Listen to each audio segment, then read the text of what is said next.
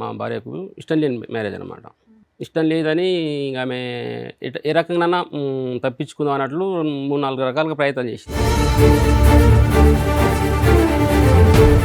అసలు ఇష్టపడకపోవటానికి కారణం ఏంటి? మీరు ఆ టైంకి చిన్న వయసులోనే ఉద్యోగం వచ్చింది, ఏంటి సమస్య ఏంటి? మా తమ్ముడి దగ్గర ఏమంటుందంటే నేను పెళ్ళిలో నువ్వు అక్కడికి తిరుగుతుంటే నీవే పెళ్లి కొడుకు అనుకున్నాను అని. ఓకే. అంటే నేను ఈనాలనుకున్నదో ఇంటర్వ్యూ అనుకున్నదో నేను పక్క దగ్గరలో ఉన్నా.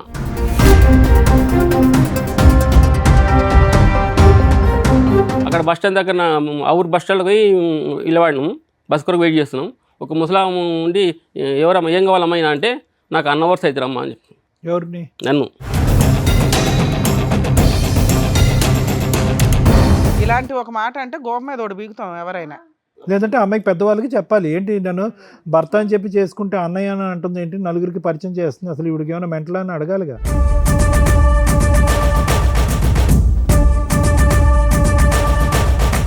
ఇంకా మేము పెన్న ప్లేస్ వర్కింగ్ ప్లేస్కి పోయినాం కదా సార్, అక్కడ ఇంటి ఓనర్ బాబుకు లైన్ వేస్తుంది.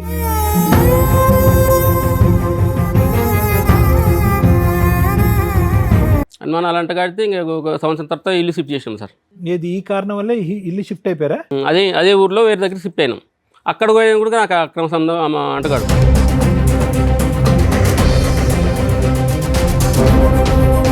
అక్కడికి వచ్చినాక అక్కడ ఒక నెలకే వేరే ఇంటి ఓనర్ వాళ్ళతో అక్రమ సంబంధాలు అన్నాడు.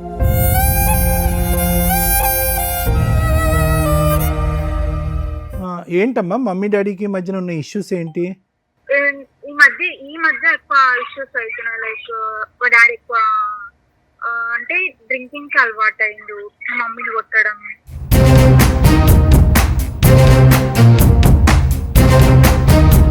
ఎక్కువ అవ్వడం, వచ్చి అప్పులు ఇంటికి రావడం, అది ఒకటి. ఎలా అయినాయి అమ్మా డాడీకి ఫైనాన్సెస్ అప్పులు ఎలా అయినాయి అమ్మా? చాలా వరకు వడ్డీలకే వెళ్ళిపోతుందంట, ఏంటి కారణం?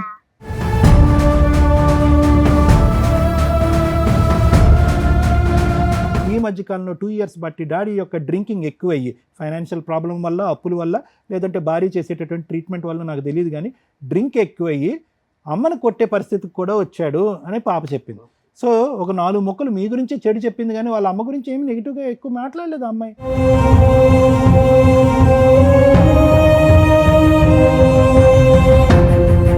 మీ ఇద్దరిలో ఏ ఒక్కళ్ళు రాంగ్ డెసిషన్ తీసుకున్నా భరించలేక పిల్లలు సముద్రంలో మధ్యలో పడిపోతారు. అదృష్టం ఏంటంటే మీరు చేసిన బంపర్ పని పిల్లలిద్దరిని బయట చదివించడం. మీ ఇద్దరి కీచులాట్లో వాళ్ళు ఉంటే వాళ్ళ నరకమే కనిపించేది.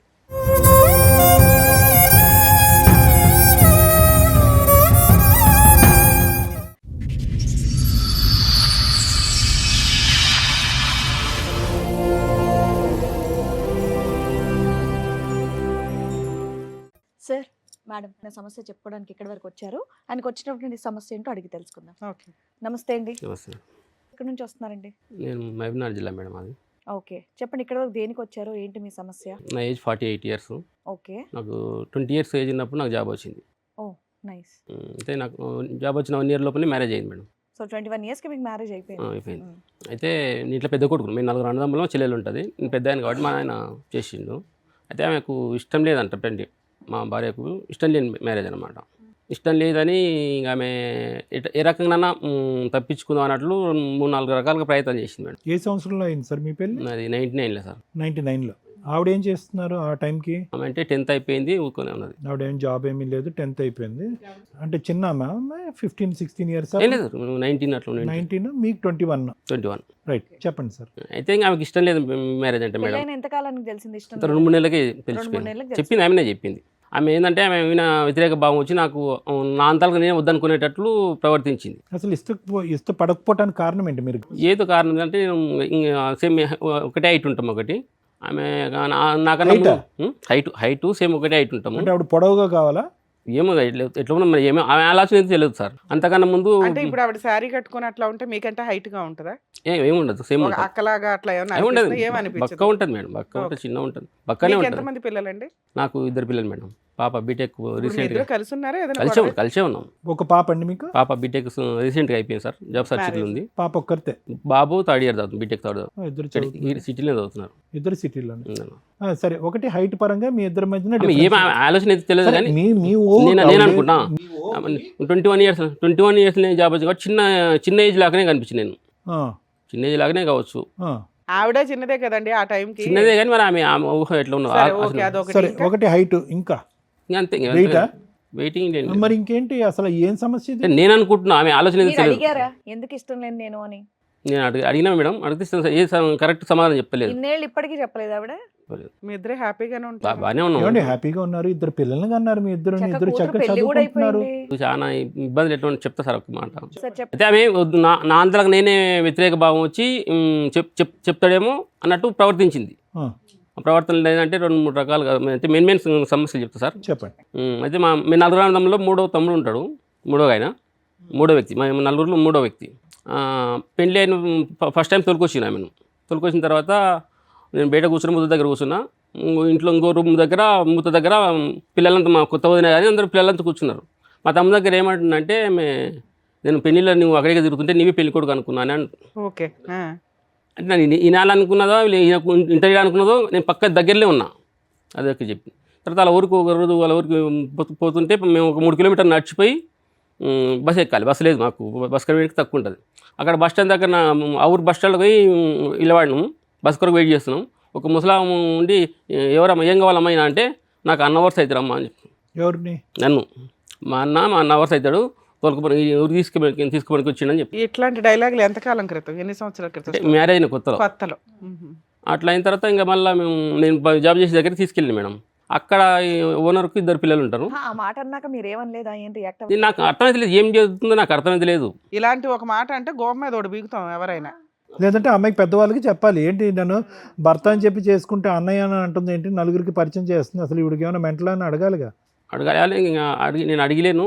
తర్వాత వాళ్ళ ఊరికి వెళ్ళినాము, సరిగ్గా అన్నం పెట్టడం కానీ నీళ్ళు చేయడం కానీ చేస్తలేదు. వాళ్ళ మా అమ్మ ఉండి వాళ్ళ ఫాదర్ ఉండి అన్నం పెట్టు బాబు కానీ అంటే ఈయనకుండా వాళ్ళ వదినకి చెప్పేది నీవు పెట్టి వదిన అని. తర్వాత తింటుంటే నీళ్ళు అని అడిగినాను. నీళ్ళు అంటే నీళ్ళు ఇవ్వకుండా వినకుండా అక్కడే ఉన్నది. వాళ్ళ పెద్దన్న ఉండి తిట్టిండు, ఏం చెవులకి వినబడతలేవు నీళ్ళు. పెళ్ళైన కొత్తలో 2-3 నెలల్లో ఇది జరిగింది. తర్వాత పెద్ద సమస్యలు ఏంటి? ఇంకా మేము పెన్న ప్లేస్ వర్కింగ్ ప్లేస్కి పోయినాం కదా సార్, అక్కడ ఇంటి ఓనర్ బాబుకు లైన్ వేస్తుంది. లైను ఇదే ఏదో అప్పటికి పిల్లలు కాలేదు. ఎలా వేస్తుంది లైను అంటే ఎలా ఏంటంటే నేను కొత్త పోయినాం కదా సార్, ఇంటి ముందరనే షాప్ ఉంటుంది. షాప్ దగ్గరికి పోయి జాకెట్ కుట్టించుకున్నది, బ్లౌజ్ కుట్టించుకున్నది. అరే మేము కొత్తగా వచ్చినాం అప్పుడే బ్లౌజ్ ఎందుకంటే అది కాక పొరుగుగా ఉండేవాళ్ళం, ఇద్దరం పోయి తీసుకుందాం కదా అని అడిగినా. అడిగితే నువ్వు ఒక జాకెట్ కొరకు నిన్ను అడగాలనా అని. అప్పుడు అక్కడికి వెళ్ళి ఎంతకాలం అయింది? 1 మంత్ అయింటారు. 1 మంత్లో బ్లౌజులు కుట్టించుకోకూడదా? అంటే ఇప్పుడు కొత్త అది కాక ఇద్దరం కలిసిపోయి తీసుకుని పెట్టు కదా మేడం. ఎదురు కొన్నప్పుడు ఇద్దరు కలిసి ఎందుకు తీసుకోవాలి? ఆవిడ వెళ్ళి తీసుకోవచ్చుగా. సరే, ఓకే. లైన్ ఎలా వచ్చింది? బ్లౌజ్ కుట్టించుకున్నంత మాత్రం లైన్ ఏంటి? అట్లే అంటే నేను సార్ నాకు శాలరీ 1200 నాకు 1200 శాలరీ అప్పుడు అప్రెంటిస్ పీరియడ్ ఉంది కదా, 1200. అయితే నాకు అమౌంట్తో ఇబ్బంది ఉన్నది. నేను ఆ బాబుతో పైసలు ఇచ్చుకున్నాను. నాకు శాలరీ వచ్చినాక ఆ బాబుకి ఇచ్చేసిన. ఈమె దగ్గర ₹1 లేదు, నా దగ్గర కూడా లేవు. షాప్ దగ్గరికి అడిగిన ఏం పైసలు ఇచ్చిందామా అంటే 50 రూపీస్ నోట్ ఇచ్చి కుట్టించుకున్నా అని చెప్పింది. ఆ బాబుకి నేను 50 రూపీస్ నోట్లో 500 ఇచ్చేసిన. అట్లా డౌట్ వచ్చింది సార్. డౌట్ వచ్చి ఏమనలేదు. తర్వాత లైన్ ఐటమ్ అంటారండి, ₹50 ఇస్తే. అంటే సార్ ఇప్పుడు ఎట్లా ప్రొసీడ్ చేస్తారు సార్? కొత్త మీరే చెప్పాలి, టెక్నిక్ పరిచయం లేదు కదా మాకు, వాళ్ళ పరిచయం లేదు. బ్లౌజ్ కొట్టించుకున్నారు, డబ్బులు ఇచ్చారు, దాని ఏముందండి? అంటే ఇప్పుడు పక్క బాబుతో ఇప్పించుకోవడం ఎట్లా మేడం? ఓనర్ బాబుతో ఇవ్వట్లేదు కదా, ఎదురింటి వాళ్ళకి ఇవ్వాలి కదా, ఏం చేస్తాం? 1 మంత్ అయింది కదా. సరే, అది లైను, అది చాలా తప్పుడు పని ఆవిడ. ఇంకా నెక్స్ట్ ఏమైందంటే ఇంకా ఒకరోజు మా మామ మా ఫాదరు రైస్ తీసుకొచ్చింది సార్. ఒక గదిలో ఒక ఉదయం ఒక మధ్యాహ్నం వచ్చింది, 50 kgs రైస్ తీసుకొని వచ్చింది. ఆ ఇంటి ఓనర్ వాళ్ళు ఉండి మాకు 50 కిలోలు లేని అమౌంట్ ఇస్తాను అన్నారు. అంటే మాకు అమౌంట్ ఏమొద్దు, నాకు మళ్ళీ మా వైపు ఇవ్వని చెప్పి 50 కిలోలు ఇచ్చిన. వాళ్ళకి ఇచ్చినామని ఇంకా రెండో కొడుకున్నాడు కదా, వాళ్ళ భార్య మీద నాకు అనుమానాలు అంటగడుతుంది. ఓకే, అనుమానాలు అంటగడితే ఇంకా ఒక సంవత్సరం తర్వాత ఇల్లు షిఫ్ట్ చేసాం సార్. ఈ కారణం వల్ల ఇల్లు షిఫ్ట్ అయిపోయారా? అంటే ఇంక ఎప్పుడు పంచాయతీ అవుతుంది బాగా లొల్లి అవుతున్నాయని ఇంకా షిఫ్ట్ వేరే సరిపోయింది. అదే ఊర్లో వేరే దగ్గర షిఫ్ట్ అయినాం. అక్కడ పోయినా కూడా నాకు అక్రమ సంబంధం అంటగడుతుంది. మీకే అంటగడుతుంది? నాకే అంటగడుతుంది. ఆవిడకి ఏమన్నా ఈ లైన్ వేయటం అనే సబ్జెక్ట్ కాకుండా వేరే లైన్లు ఉన్నాయి ఆవిడకి? వేరే అంటే సార్ అంటే వేరే ఏమన్నా మీరు భయపడి అనుమానం పడే సమస్య? నాకు అటువంటి అనుమానం ఏం లేకున్నాయి సార్ ఏదో నాకు. మెషిన్ తప్ప ఇంకేమీ లేదు. అంతే. ఓకే, సో తర్వాత మీ ఒక్కరికి మీకు మాత్రం ఆవిడ ఈ 2 ఇంకా ఏమైనా ఉన్నాయా మీ మీద లింకులు పెట్టినటువంటి? అదే అక్కడికి పోయినాక అక్కడ షిఫ్ట్ అయినాక అక్కడ లింక్ పెట్టింది.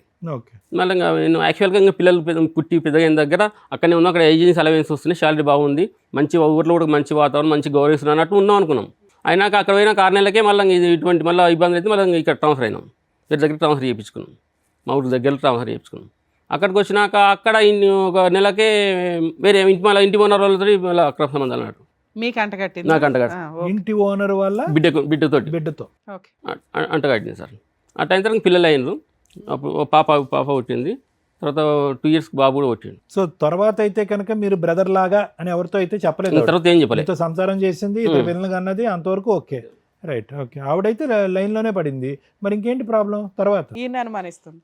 ఇప్పటికీ అనుమానిస్తుంది సార్, ఇప్పటికీ అనుమానిస్తుంది. ఇప్పుడు మేము కొంచెం ఫైనాన్స్ ఇబ్బందుల వల్ల ఇంటికి పోయినాం. మా ఇంటికి అలా ఇచ్చి కదా, ఇంకేమన్నా ఈ ఇన్ని సంవత్సరాలు మీ జీవితంలో మీ కలయికలో ఇంకేమన్నా అనుమానాలు ఉన్నాయా? ఇంకేమన్నా సంఘటనలు? ఆమె చేసిన కొన్ని ప్రవర్తన సార్, కొన్ని మేము ఒక టౌన్ పిల్లల ఎడ్యుకేషన్ కొరకు ఒక టౌన్ షిఫ్ట్ అయినాము.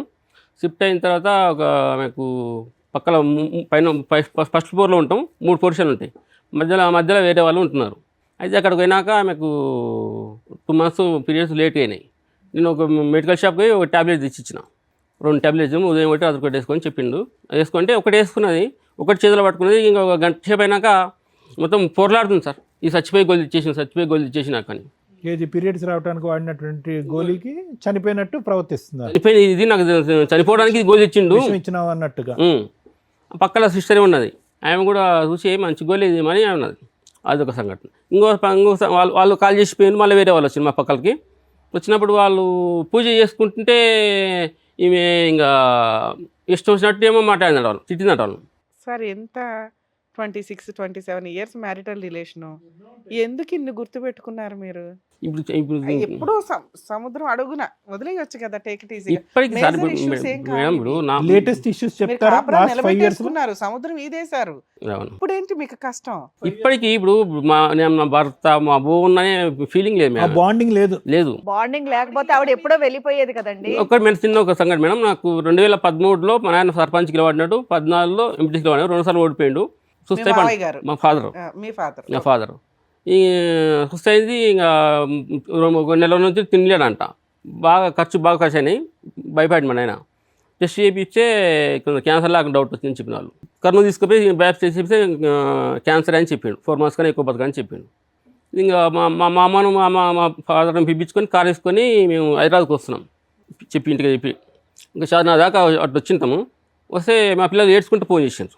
అప్పటికి మా పిల్లలకు 8 సంవత్సరాలు 10 years ఉంటాయి.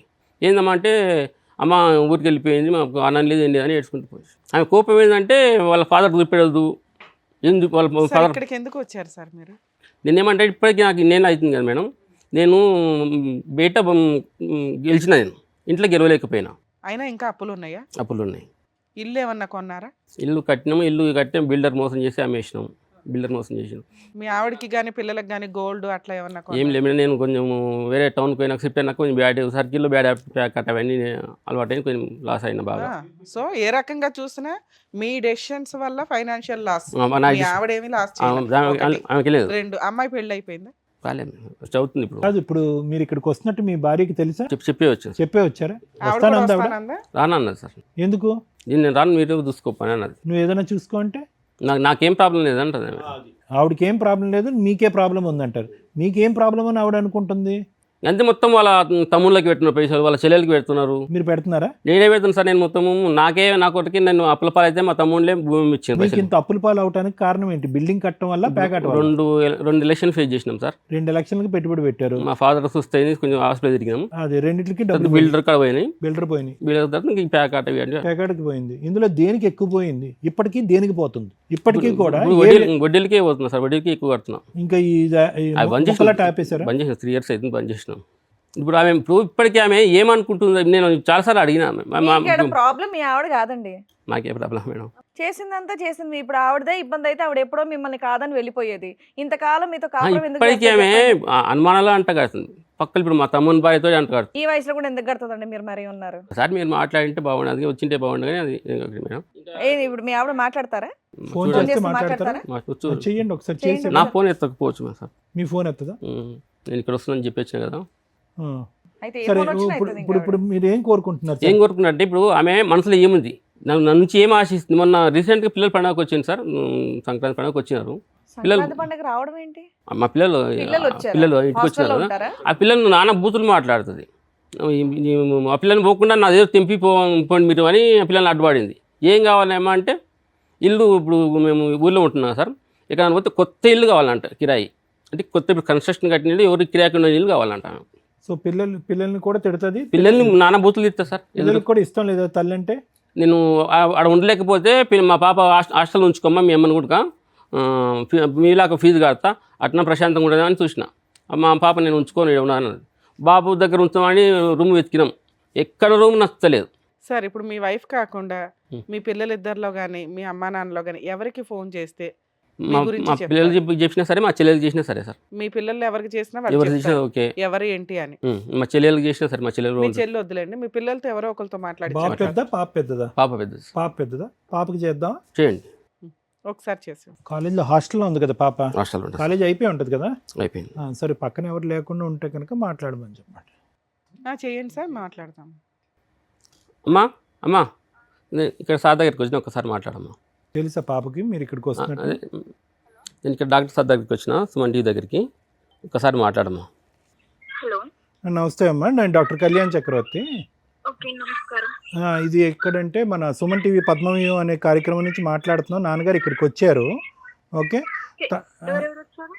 డాడీ ఒక్కలే వచ్చారమ్మా. ఓకే, ఏంటమ్మా మమ్మీ డాడీకి మధ్యన ఉన్న ఇష్యూస్ ఏంటి? అంటే లైక్ ఫ్యామిలీ ప్రాబ్లమ్స్. అంటే ఎటువంటివి అమ్మా? అంటే డాడీ ఏమంటున్నారంటే మమ్మీ రెస్పెక్ట్ ఇవ్వదు, సరిగ్గా బాండ్ అవ్వదు, పిల్లలుగా మిమ్మల్ని కూడా సరిగ్గా ట్రీట్ చేయదు. అట్లా అట్లానే కాదు కానీ ఓకే, లైక్ ఈ మధ్య ఎక్కువ ఇష్యూస్ అవుతున్నాయి. లైక్ మా డాడీ ఎక్కువ అంటే డ్రింకింగ్ కి అలవాటు అయిండు, మమ్మీని కొట్టడం. అంటే మా మమ్మీ కూడా కొంచెం మార్నింగ్ అంటే బ్రేక్ఫాస్ట్ చేయకపోవడం అట్లా. మమ్మీ సస్పెక్ట్స్ డాడీ అమ్మ, అంటే డాడీ క్యారెక్టర్ మీద అమ్మకి ఏమైనా అనుమానం ఉందా? అట్లాంటివి ఏం లేదు, అట్లాంటివి ఏం లేదు. కాకపోతే డాడీ ఎప్పుడు వాళ్ళ ఫ్యామిలీకి ఇట్లా ఇంపార్టెన్స్ ఇస్తారు. ఓకే, ఇంపార్టెన్స్ అన్ని కూడా కాదు, మనీ ఇస్తారు, తెలియకుండా ఇవ్వడం, ఏం చెప్పకుండా చేయడం అట్లాంటిది. డ్రింకింగ్ ఎప్పటి నుంచి అలవాటు ఉందమ్మా డాడీకి? అంటే మేము చూస్తుంది అయితే లైక్ 2-3 years అనుకుంటా. 2-3 years బట్టి ఎక్కువైందా?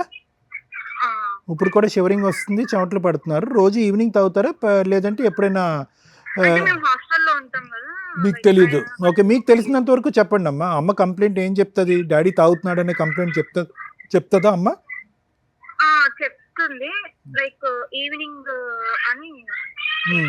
అమ్మ మీద మీకు ఉండేటటువంటి ఇష్యూస్ ఏంటమ్మా? అమ్మ ఎలా ఉంటే కనుక డాడీ మమ్మీ హ్యాపీగా ఉంటారు? మమ్మీ ఇష్యూస్ అంటే లైక్ అంటే ఎక్కువ గులుగుకుంటూ ఉండడం, తనలో తను మాట్లాడుకుంటూ వెనక్కి బ్యాక్గ్రౌండ్ లో మాట్లాడుకుంటూ ఉంటుంది. తిడుతూ ఉంటుంది. ఓకే, ఇంకమ్మా? లైక్ అవే ఉంటుంది. అంటే డాడీ ప్రాబ్లం ఏంటంటే అమ్మా, మెయిన్గా అమ్మ దగ్గర నుంచి ఎప్పుడు కూడా ఆ బాండ్, ఆ ప్రేమ ఆప్యాయత అనేది రాలేదు. నెంబర్ 1. నెంబర్ 2 ఏంటంటే ఎప్పుడు ఒక హస్బెండ్గా రెస్పెక్ట్ రాలేదు, ఎప్పుడు పెళ్ళైనప్పటి నుంచి 98 నుంచి. సో అది డాడీ అనేటటువంటిది. మీకు తెలిసినంత వరకు మీరు ఇప్పుడు కాకపోయినా మీ స్కూల్ డేస్లో అమ్మ నాన్న మీ ఎదురుగుంటా ఉన్నప్పుడు మమ్మీ డాడీ మంచిగానే ఉండేవారు. అప్పుడు అంటే అమ్మ రెస్పెక్ట్ ఇచ్చేది, నాన్న కూడా మంచిగానే ఉండేవాడు. అంటే లాస్ట్ 2 years నుంచి అంటే సరిగ్గా ఉండలేదు. లాస్ట్ 2 years బట్టి ఏం జరిగి ఉండొచ్చు అమ్మ? లాస్ట్ 2 years బట్టి వీళ్ళిద్దరి మధ్యన ఈ రిలేషన్షిప్ ఇలా డిటీరేట్ అవడానికి? అంటే నేను చూసినైతే లైక్ మా డాడీకి అప్పులు ఎక్కువ అవ్వడం, వచ్చి అప్పులు ఇంటికి రావడం, అది ఒకటి. ఎలా అయినాయి అమ్మ డాడీకి ఫైనాన్సెస్ అప్పులు ఎలా అయినాయి అమ్మ? 1,20,000 జీతం వస్తుంది, చాలా వరకు వడ్డీలకే వెళ్ళిపోతుందంట. ఏంటి కారణం? అంటే మాకు ఎలా అయినది మాకైతే అంటే సుమారుగా చెప్పమ్మా మీరు. అంటే ఎలక్షన్స్ పెట్టుబడి పెట్టారు, ఓకే, 2 elections ఓడిపోయారు, ఓకే, అది కొస్తా. ఇంకేమైనా అలవాట్లు ఉన్నాయి డాడీకి డ్రింకింగ్ కాకుండా ఖర్చు అయ్యే అలవాట్లు? ఇంకా అట్లాంటివి ఏం లేవు. ఇంకా వేరేవైతే హ్యాబిట్స్ వచ్చేది ఏం లేవు. Gam- ఫ్రెండ్స్ ద్వారానే డ్రింకింగ్ కాదు, గ్యాంబ్లింగ్ ఆడేవారు, అదే ఈ ప్యాకెట్ ఆడేవారు అనేది ఒకటి చెప్పారు. తర్వాత బిల్డింగ్ విషయంలో మోసపోయారు. తెలియదు. ఇవి కాకుండా ఏమైనా ఉన్నాయమ్మా నువ్వు చెప్పడానికి? మీరేం ఇంకేం లేవు. అమ్మ, యాజ్ 2 చిల్డ్రన్ ఇంజనీరింగ్ చదువుతున్నట్టు రీసెంట్గా కంప్లీట్ అయింది, బ్రదర్ది కూడా 3rd ఇయర్లో ఉన్నాడు. As 2 children, boy and girl, మీకు మీ మదర్ అంటే టోటల్ రెస్పెక్ట్ ఉందా? మీ అమ్మగారు అంటే మీకు గౌరవం ఉందా? ఉంది, కాకపోతే వాళ్ళిద్దరు ఇష్యూస్ డిఫరెంట్ అమ్మా. But as a mother, as a father, వీళ్ళిద్దరు అంటే కనుక మీకు రెస్పెక్ట్ అండ్ లవ్ రెండు ఉన్నాయిగా. వాళ్ళిద్దరూ హ్యాపీగా కలిసి ముందుకెళ్ళాలి అనేది మీ కోరిక. బరాబర్. ఓకేనన్నా, thank you very much. Thank you sir. ఇక్కడ ఏమి ఎక్స్పెక్ట్ చేసి మేడం నేనేమంటే ఆమె మనసులో ఏముంది, ఇప్పటికీ మమ్మల్ని నన్ను ఓన్ చేసుకుంటలేదు, కుటుంబం బంధు.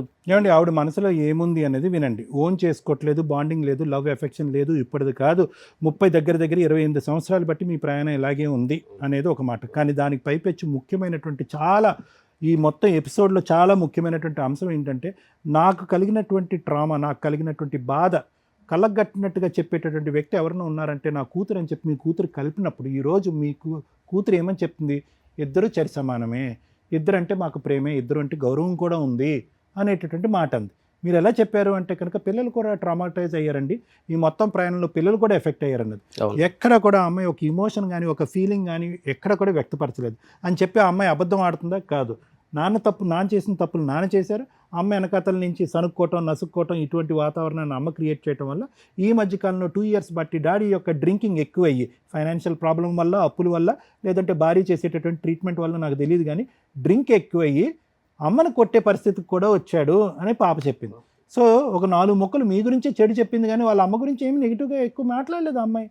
నేను చాలా ఇబ్బంది పడుతున్నా సార్. నా అమ్మాయి అదే ఓకే, ఇబ్బంది పడుతున్నారు అంటే కనుక ఇప్పుడు ఎక్కడ ఇబ్బంది పడుతున్నాడు? పక్కన నడిచే భర్తని హైట్ సరిగ్గా లేదు, నా బ్రదర్ లాంటి వాడు అన్నప్పుడే మొదలైంది స్టోరీ. అవును.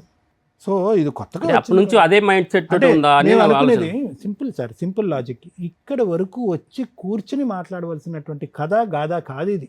20-30 సంవత్సరాలు కాదు, 40-50 సంవత్సరాలు అయినా కూడా ఇది సింపుల్గా ఒక క్లినిక్ అట్మాస్ఫియర్లో 4 గోళ్ల మధ్యన చేసుకోవాల్సినటువంటి సింపుల్ వ్యక్తిత్వపరమైనటువంటి జరిగేటటువంటి సంఘర్షణ. సార్ ఇక్కడ ఏంటి మీ వైఫ్ ఇంటెన్షన్ ఏంటి అని తెలుసుకోవడానికి వచ్చారా? మీ వైఫ్ ఇంటెన్షన్ ఏదో ఆవిడతో మాట్లాడకుండానే చెప్పొచ్చు. ఫస్ట్ 10 మినిట్స్ మీతో మాట్లాడిన దానికే మాకు ఒక అర్థం వచ్చింది. కాకపోతే కొంచెం క్లారిటీ కోసం మీ అమ్మాయితో మాట్లాడాం. మీ అమ్మాయి కూడా తల్లిదండ్రులుగా మీ ఇద్దరికి ఫుల్ మార్క్స్ పడుతున్నాయి. పర్ఫెక్ట్. మీరు మీ వరకు పర్ఫెక్టే, ఆవిడ వరకు పర్ఫెక్ట్. మీ ఇద్దరు భార్యాభర్తలుగా కీచులాటలేవి. సుప్రీంకోర్టు రీసెంట్గా చెప్పిన పనులు ఏంటో తెలుసా? కీచులాటల్ని క్రూయాలిటీ కిందో హెరాస్మెంట్ల కిందో ట్రీట్ చేసుకోకండి. మీకు మీరు ఏదైనా ఇబ్బందిగా అనిపిస్తే కౌన్సిలింగ్లకి వెళ్ళండి అని మాత్రమే చెప్పారు. మీరు ఒక స్టేజీలోకి తీసుకొచ్చి అంటే మీకున్న గుడ్ విల్కి, సొసైటీలో మీకున్న పేరు ప్రతిష్టలకి అర్థమవుతుందా? మీ నాన్నగారు గుడ్ విల్, మీ పిల్లల good will, me professional good will, ఒక ఫ్యామిలీ తగాదాగా చూస్తే నార్మల్ కేసు ఇది, చాలా నార్మల్.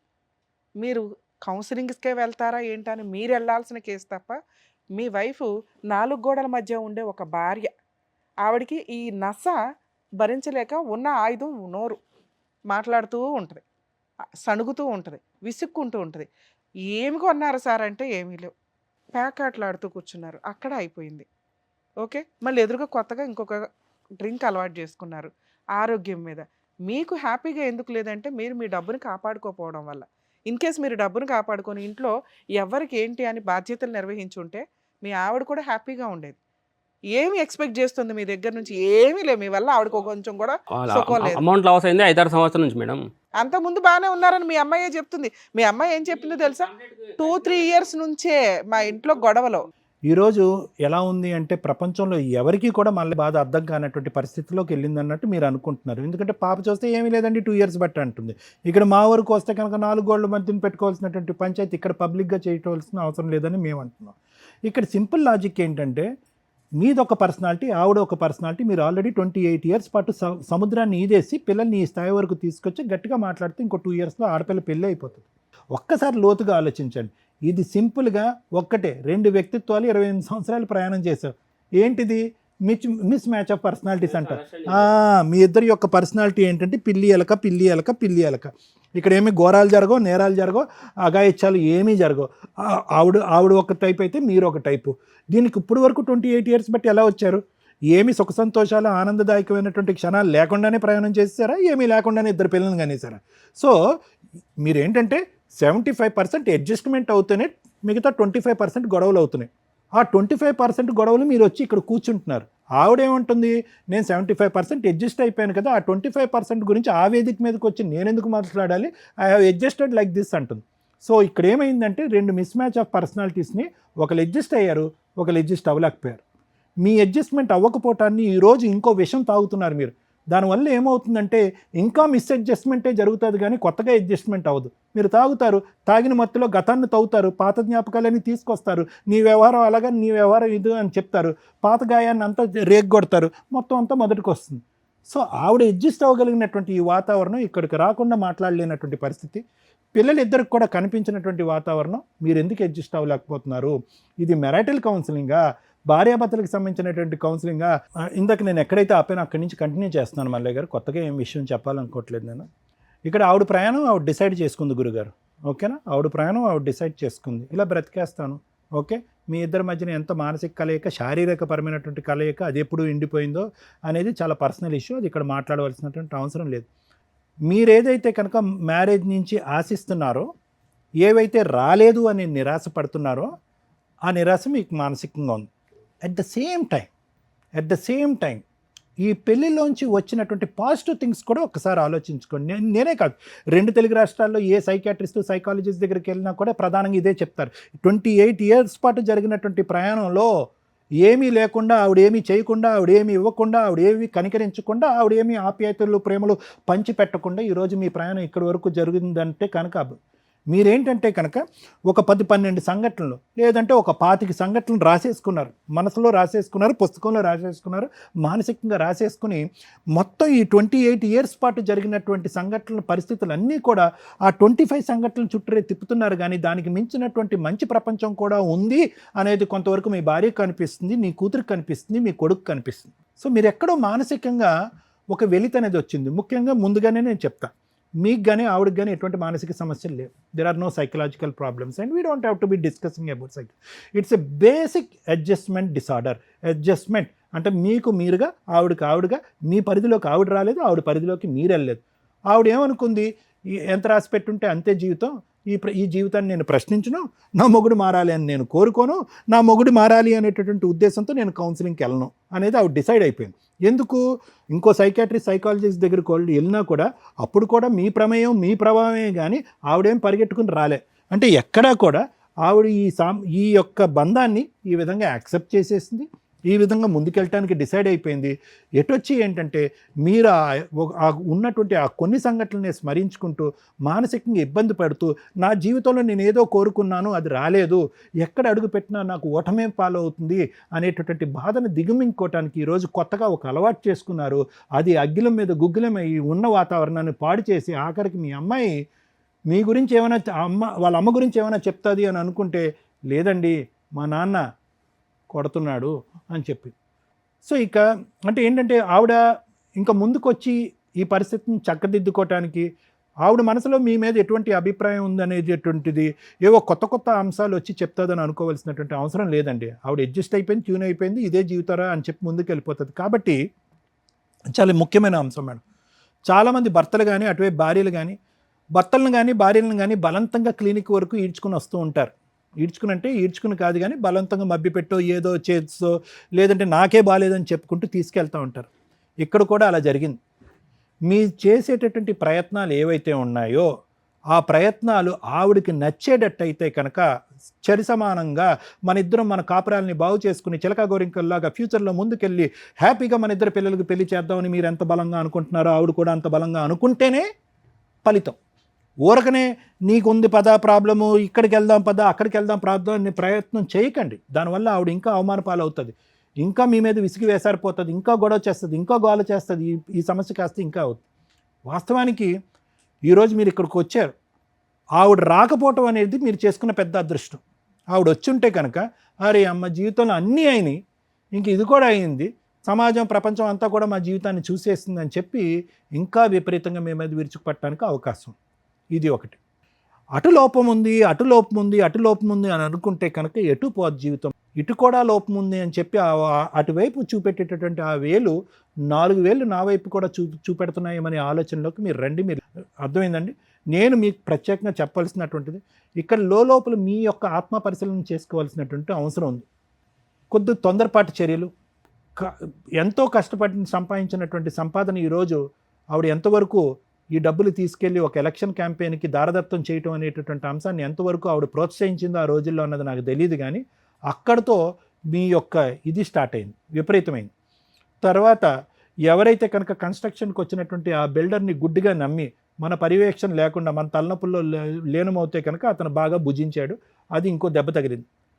మూడో అంశం ఏది, ఏవేవో తలనొప్పులు ఉన్నాయంటే ఆ తలనొప్పులన్నీ తీసి పక్కన పెట్టి ఈరోజు మీరు ఎక్కడికో పోయి ప్యాకెట్ పట్టి, అది పెద్ద వ్యసనమా చిన్న వ్యసనమా, 100 రూపాయలు పోయినాయి, 1000 రూపాయలు పోయినాయి, కానీ ఆల్రెడీ పుండు ఉంది, పుండు మీద మనం కారం చల్లాం, దాంతో ఆవిడకి ఇంకా నమ్మకం పోయింది. అంటే ఇవన్నిటిని మనం ఏమంటామంటే ఫైనాన్షియల్ మిస్మేనేజ్మెంట్ అని అంటాం. అరే మా ఆయన పగలనక సాయంత్రానికి ఖర్చు పెట్టుకుంటున్నాడు, 1,20,000 కొరకు సంపాదిస్తున్నాడు. సరే ఎంత సంపాదిస్తున్నారు అనేది పక్కన పెట్టండి. ఓకే, సంపాదించినటువంటి మొత్తంలో పిల్లల సంతోషానికో సుఖానికో ఏమీ లేకుండా వచ్చింది కాస్త వడ్డీలకే పోతూ ఉంటే కనుక ఆవిడ మానసిక పరిస్థితి ఏంటి? సో నేననేది ఏంటంటే ఇక్కడ ఆవిడని తీసుకొచ్చి చేసేటటువంటి కౌన్సిలింగ్, ఆవిడ మనసు మార్చాలి, ఆవిడ లోపాలు ఉన్నాయి, ఆవిడ మనసులో ఇంకా ఏముంది అని చెప్పి ఒక సిబిఐ సిఐడి ఎంక్వైరీ చేయవలసినటువంటి అవసరం లేదు. ఇద్దరు కలిసి వెళ్ళి కౌన్సిలింగ్ చేయవలసినటువంటి అవసరం లేదు. ఓన్లీ ఇంటర్పర్సనల్ కౌన్సిలింగ్ కాదా, పర్సనల్ కౌన్సిలింగ్ తీసుకోండి. మీరు నా మాట వినండి, పర్సనల్ కౌన్సిలింగ్ తీసుకోండి.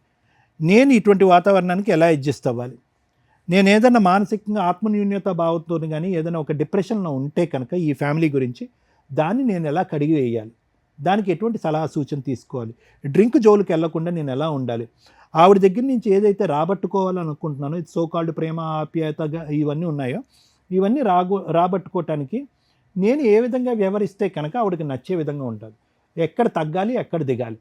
సో ఇటువంటి ఆలోచనల గురించి ఓన్లీ పర్సనల్ కౌన్సిలింగ్ అనేటటువంటిది కొన్ని ప్రక్రియలు ఉంటాయి.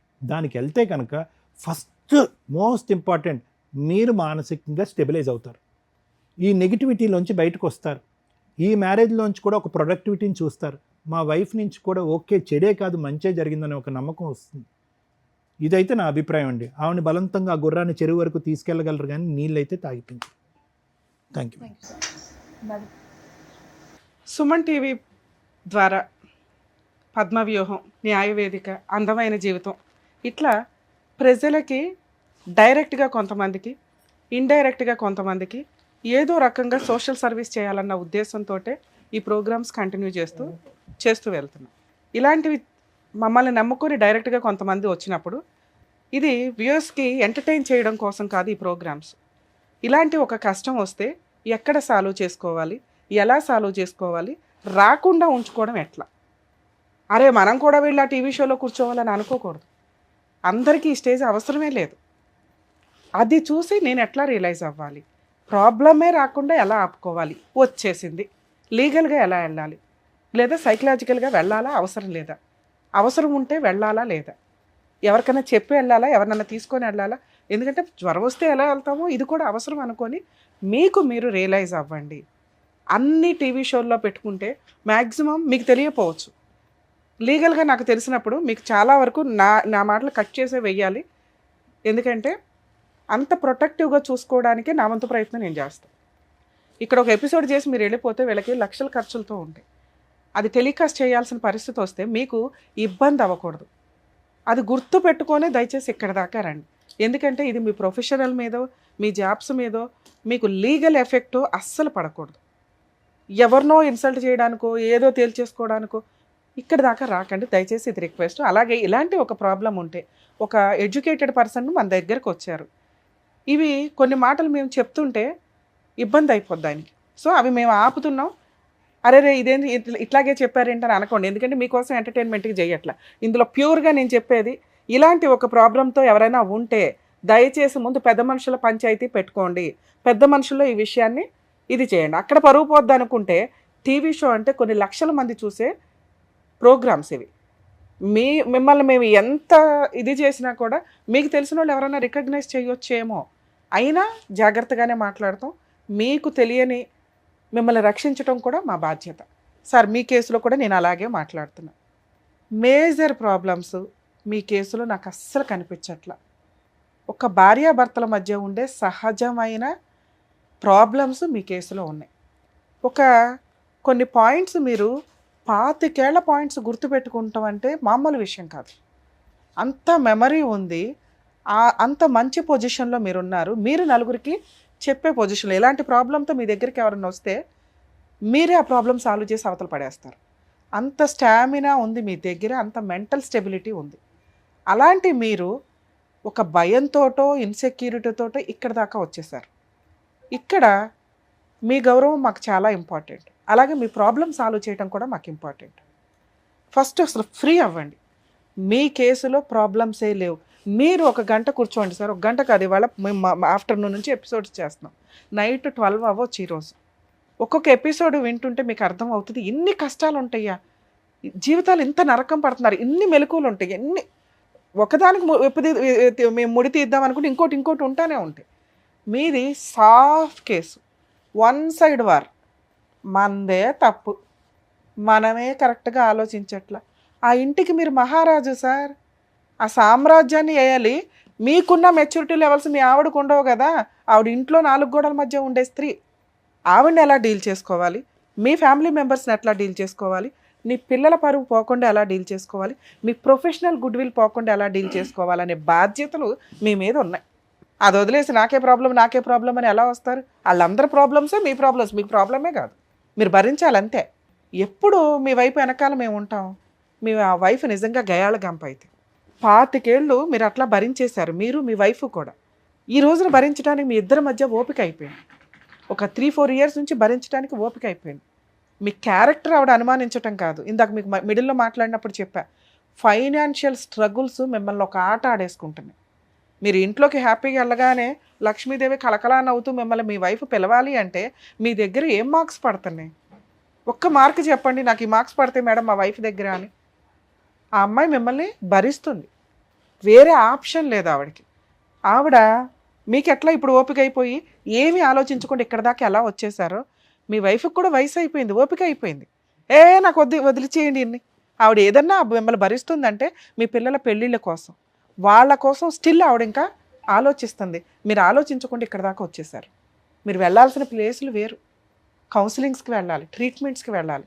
మేడం ఆవిడ రాదు మేడం, వద్దు. మీరు పర్ఫెక్ట్ స్టేజ్లో ఉన్నారు సార్.